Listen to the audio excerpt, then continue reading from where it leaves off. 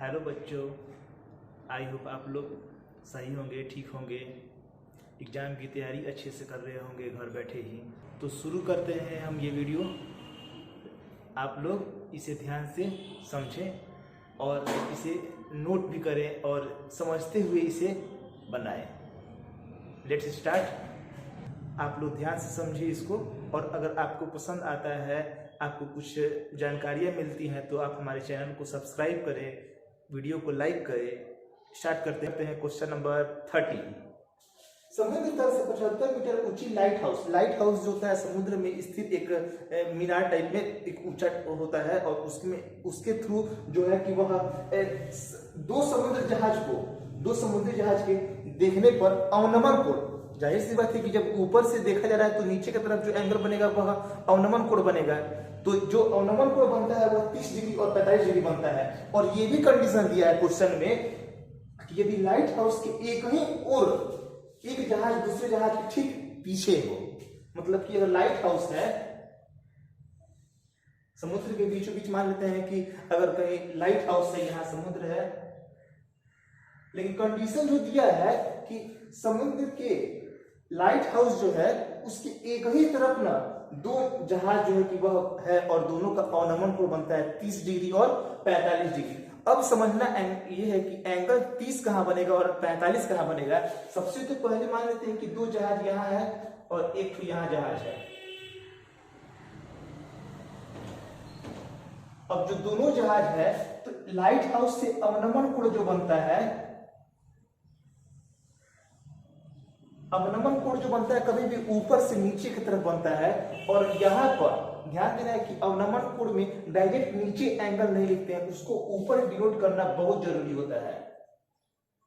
जो एंगल बनेगा वह एकांतर कोण के हिसाब से बनेगा नीचे की तरफ। ऊपर एंगल कहां बनेगा 30 डिग्री और कहां बनेगा 45 डिग्री। तो ध्यान देना है कि नीचे की तरफ अगर हम देखें तो एंगल मान लेते हैं, यहां नाम दे दिए ए बी सी डी। तो एंगल बी जो है वह लाइट हाउस के एकदम करीब है, तो जितना ही करीब रहेगा तो एंगल जो होता है कि वह उतना ही बड़ा बनेगा, और जितना ही दूर रहता है तो उतना ही एंगल जो होता है कि वह कम बनता है। तो 30 और 45 में जो ये ए है वह 30 डिग्री का बनेगा। क्यों? क्योंकि वह एंगल जो है कि वह मतलब कि लाइट हाउस से बहुत दूर है। तो 30 डिग्री यहां बनेगा। जब यहां 30 डिग्री बनेगा तो एंगल ए के पास भी क्या बन जाएगा 30 डिग्री। और जब टोटल यहां से लेके और यहां तक का जो एंगल है 45 डिग्री का बनेगा, तब ये जो एंगल बी पर बनेगा वह कितना बनेगा 45 डिग्री का 45 डिग्री का एंगल बनेगा।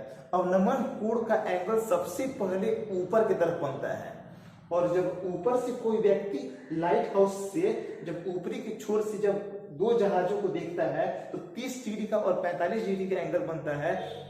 तो जो नजदीक की तरफ है लाइट हाउस के वहां 45 डिग्री का एंगल बनेगा। जो नजदीक की तरफ एंगल है, जो नजदीक की तरफ पॉइंट है, वहां एंगल बनेगा 45 डिग्री का बड़ा एंगल, और जो ज्यादा दूर है वहां एंगल छोटा बनेगा 30 डिग्री का। तो अब ये जो फिगर यहाँ ड्रॉ हुआ है और कह रहा है कि दोनों जहाज के बीच की दूरी जो ए और बी है इसके बीच की दूरी निकालना है। और यहाँ दे दिया है लाइट हाउस का जो ऊंचाई दिया है वह दे दिया है 75 मीटर। तो अब इसके 75 मीटर की हेल्प से अब हम निकालेंगे एबी का वैल्यू। देखते हैं कि कैसे निकलता है एबी का वैल्यू। सबसे पहले जो ट्रायंगल लैंग्वेज में लिख देंगे पहले कि माना CD एक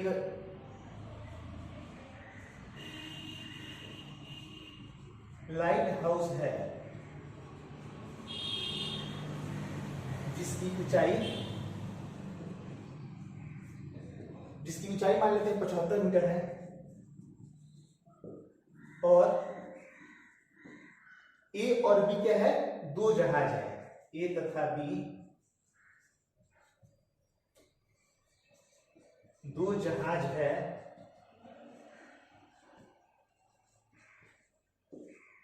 जो लाइट हाउस के एक ही ओर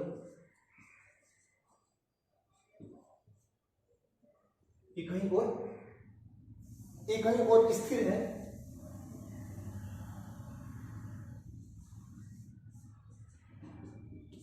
ये मान लेते हैं कि ए और बी क्या है जी, एक ही, और जो दोनों जहाज है वह लाइट हाउस की एक ही तरफ क्या है, स्थित है। अब क्या करते हैं कि जो वैल्यू, जो ट्रायंगल है सी बी सी डी, त्रिभुज बी सी डी में जो बी सी डी बन रहा है उसमें चलते हैं तो tan 45 डिग्री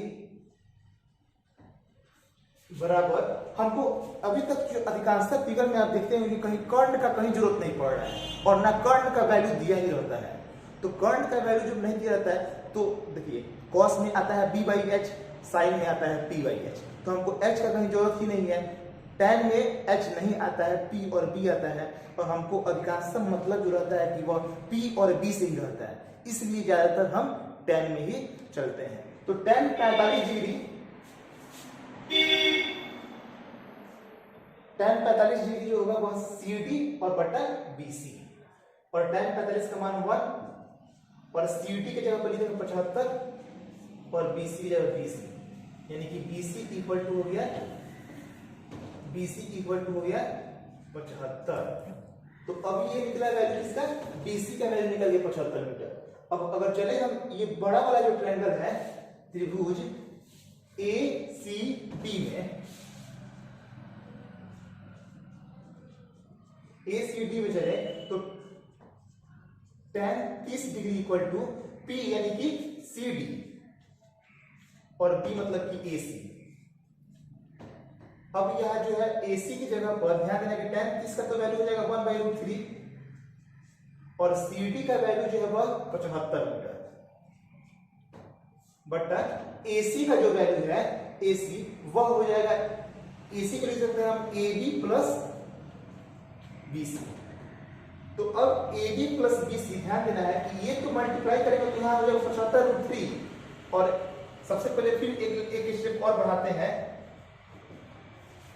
AB का जो वैल्यू है हमको पता नहीं है, लेकिन BC की जगह पर हम लिख सकते हैं 75।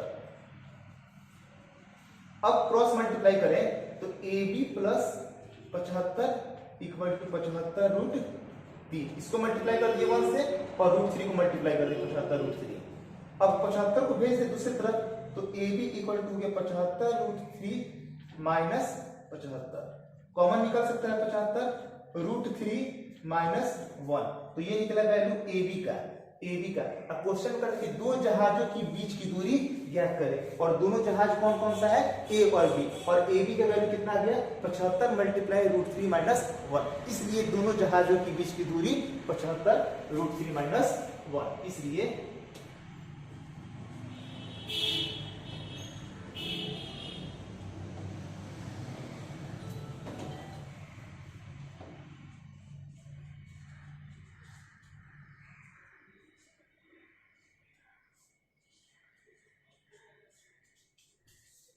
दो जहाजों के बीच की दूरी 75 √3 माइनस 1 हो गया। आई होप आपको समझ में आया होगा। देखते हैं नेक्स्ट क्वेश्चन। तो बच्चों ध्यान दीजिएगा, नेक्स्ट क्वेश्चन में क्वेश्चन नंबर जो 14 है, कह रहा है कि 1.2 मीटर लंबी लड़की भूमि से 88.2 मीटर की ऊंचाई पर एक क्षैतिज रेखा में हवा में उड़ रहे गुब्बारे को देखती है। एक गुब्बारा है जो है A और B, मान लेते हैं कि वो गुब्बारा है, और वह जो गुब्बारा है वह क्षैतिज रेखा में उड़ रहा है, और एक लड़की है 1.2 मीटर लंबी लड़की है। तो सबसे पहले हम जो क्वेश्चन में दिया है और फिगर भी आपके बुक में ही दे दिया है, तो इसके हेल्प से हम पहले लैंग्वेज लिख दें तो लिखते हैं कि माना CD एक 1.2 मीटर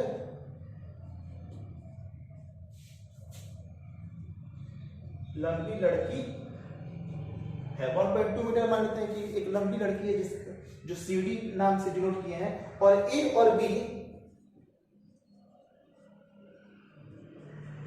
गुब्बारे की स्थिति मान लेते हैं।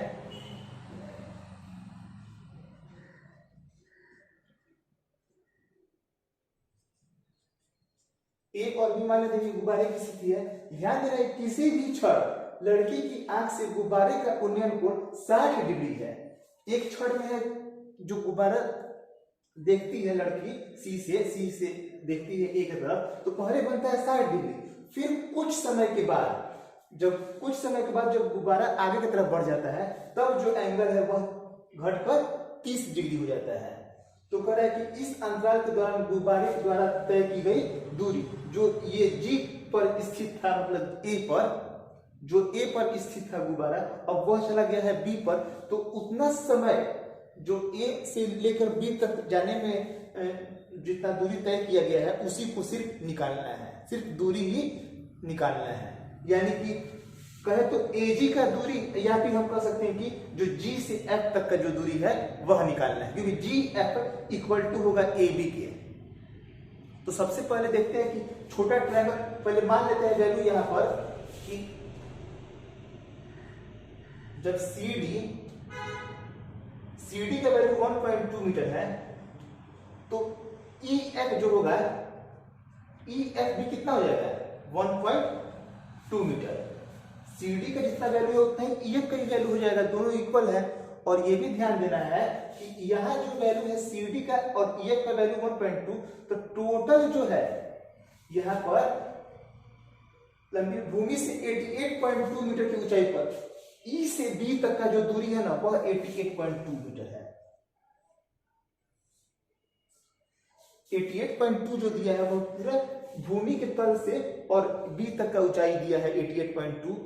तो यहां लिख दें कि BE इक्वल टू 88.2 मीटर, तो इसलिए BF जो होगा वैल्यू, जो BF का वैल्यू होगा वह 88.2 माइनस 1.2। ध्यान देना यहां से लेके यहां तक का जो दूरी है 88.2 है और ये 1.2 है, इसको हम सब्ट्रैक्ट कर दें तो हमको वैल्यू निकल जाएगा BF का। 1.2 सब्ट्रैक्ट कर दिए तो आ गया वैल्यू 87 मीटर में आ जाएगा 87।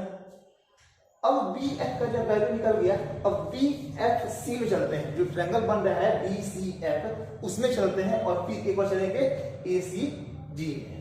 छोटा वाला ट्रायंगल में ही पहले चला जाता है तो ठीक रहता है। सबसे पहले चलते हैं ACG में, इसलिए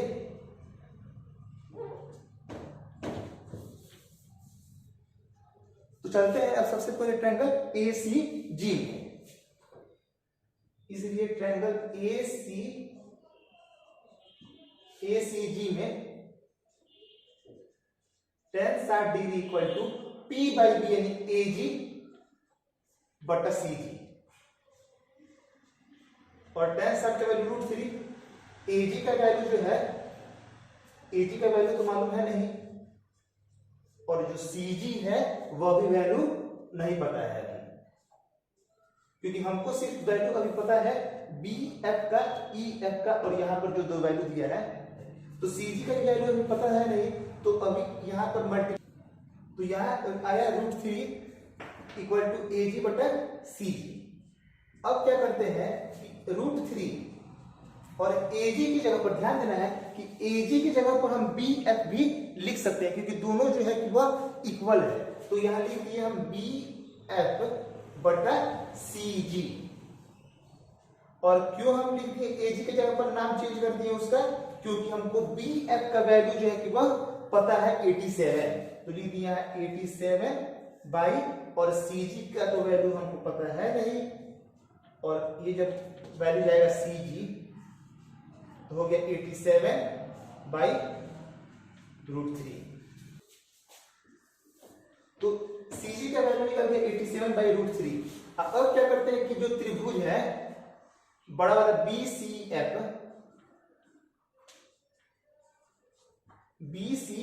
में tan 30 degree equal to P यानी कि BF और बटा CF, ये हो गया P और बाई B के यहाँ पर CF। तो tan 30 का वैल्यू हो गया 1 बाई √3, और BF की जगह पर हम वैल्यू मालूम है हमको 87, तो ये लिख रहे हैं 87, और CF ध्यान देना जो CF है तो उसकी जगह पर हम लिख सकते हैं CG प्लस GF। अब ध्यान देना है कि जो CF है उसकी जगह पर हम लिख सकते हैं CG प्लस GF, तो लिख दिए CG प्लस GF। 1 बाई √3 और 87, यहाँ CG का जो वैल्यू आया है 87/√3। क्या करते हैं कि सबसे आसान रहेगा ना, इसको सबसे पहले मल्टीप्लाई कर रहे हैं क्रॉस, तो CG प्लस GF और 87/√3 से मल्टीप्लाई हो गया तो 87/√3। अब ये और आसान हो जाएगा क्योंकि CG का value 87/√3 plus GF equal to 87/√3। तो GF इक्वल टू हो जाएगा 87/√3 और ये प्लस में है तो कन्वर्ट हो जाएगा 87/√3। अब इसका एलसीएम निकाल दें, नेक्स्ट स्टेप में एलसीएम निकाल देते हैं इधर इरेज करके।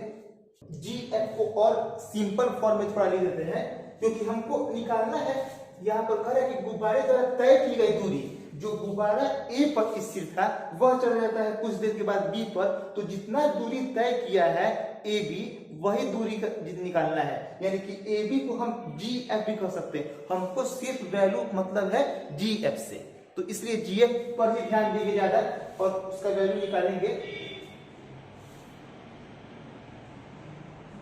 GF इक्वल टू हो गया,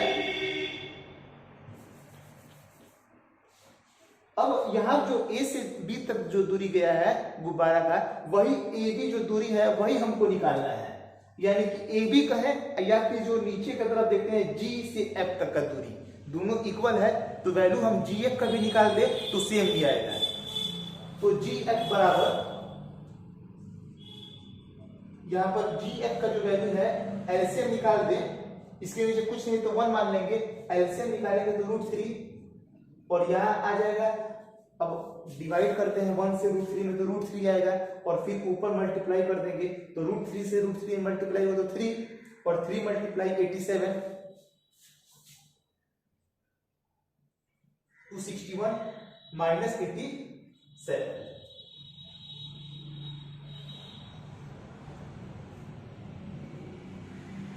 ये 174/√3 आया। अब क्या करते हैं कि इसको हम रेशनलाइज कर देते हैं।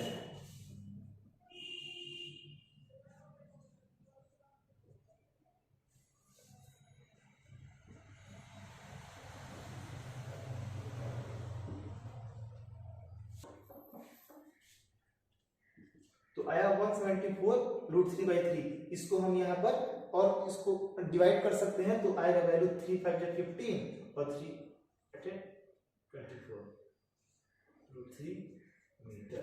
तो ये हमारा जो GF का वैल्यू निकला, लिख सकते हैं एक लाइन और यहाँ पर, इसलिए गुब्बारे द्वारा तय की गई दूरी